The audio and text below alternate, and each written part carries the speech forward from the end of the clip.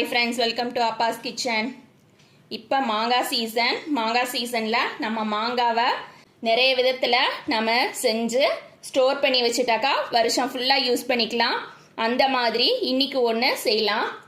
இந்த மாதிரி நல்ல புளிப்பான மாங்காய் எடுத்துட்டு தோல் எடுத்துருங்க.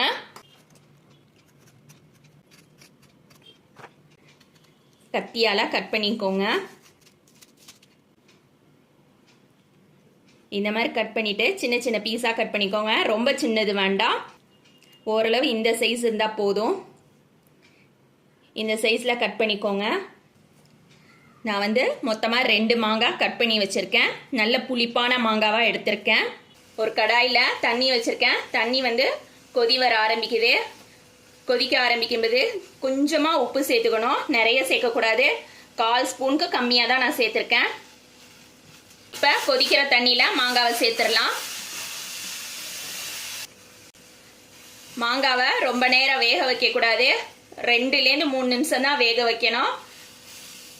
அடுப்பு ஹை ஃப்ளேமில் வச்சுக்கோங்க. ஹை ஃப்ளேமில் வச்சு 2 நிமிஷத்துக்கு அப்புறம் காட்டுறேன். மாங்காய் போட்டு ஒரு 30 செகண்ட்ஸில் வேக ஆரம்பிக்குது பாருங்க. ஃபுல்லாக வேகக்கூடாது.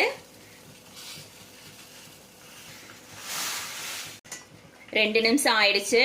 மாங்காய் பாருங்க 1/4 வேக்காடு வெந்திருக்கும். எடுத்து காட்டுறேன்.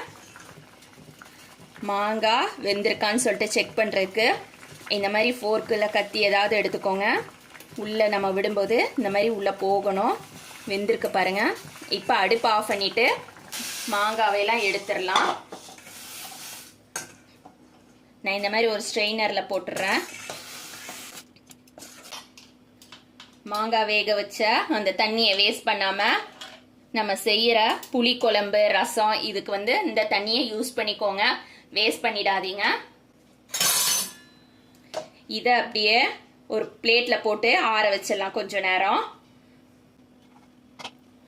ஒரு 5 மினிட்ஸ்லேயே ஆறிடும். ஃபேன் காற்றுல வச்சு ஆற வச்சுக்கலாம்.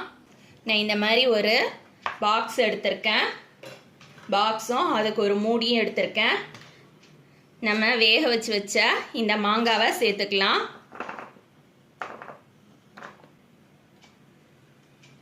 நான் எடுத்திருக்க 2 மாங்காய்க்கு 2 ஸ்பூன் அளவுக்கு சீனி சேர்த்துக்கிறேன். நான் இந்த மாதிரி புளிப்பு மாங்காய் எடுத்திருக்கேன். சின்ன சைஸில் 2 எடுத்திருக்கேன். நீங்கள் இந்த மாதிரி எடுக்கலாம், இல்லை இந்த மாதிரி பெரிய மாங்காய் எடுக்கலாம். இந்த மாதிரி மாங்காய் வந்தால் புளிப்பு கம்மியாக இருக்கும். இது புளிப்பு கொஞ்சம் ஜாஸ்தியாக இருக்கும்.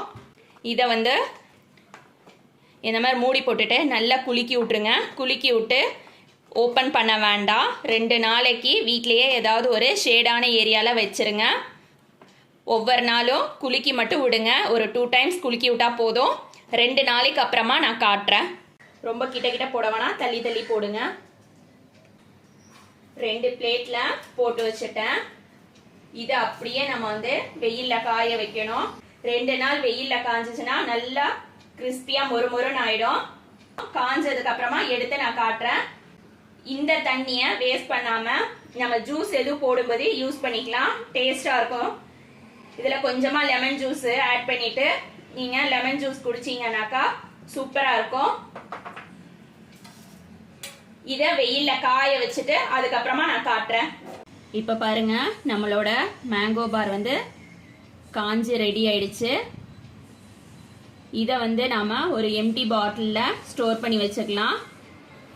இதை அப்படியே சாப்பிட்லாம். இல்லை உங்களுக்கு இன்னும் கொஞ்சம் டேஸ்டாக வேணும் அப்படின்னாக்கா இதில் கொஞ்சமாக சுகர் பவுட்ரு ஆட் பண்ணிவிட்டு நல்லா கோட் கொடுத்துட்டு அதுக்கப்புறமா சாப்பிட்லாம். சுகர் பவுட்ரு கோட் கொடுத்தீங்கன்னா ஸ்டோர் பண்ண முடியாது. இந்த மாதிரி உள்ளதை அப்படியே ஸ்டோர் பண்ணி வச்சுக்கலாம். 1 வருஷம் ஆனாலும் கெட்டு போகாது. நான் இந்த மாதிரி ஒரு பாட்டில் எடுத்திருக்கேன். இந்த மாதிரி பாட்டிலில் தான் நான் ஸ்டோர் பண்ணி வச்சுக்குவேன். நம்ம வேணுங்கிற நேரத்தில் இதை எடுத்து சாப்பிட்டுக்கலாம். டேஸ்டாக இருக்கும். இதே மாதிரி நீங்களும் உங்கள் வீட்டில் செஞ்சு பாருங்கள். தேங்க்ஸ் ஃபார் வாட்சிங்.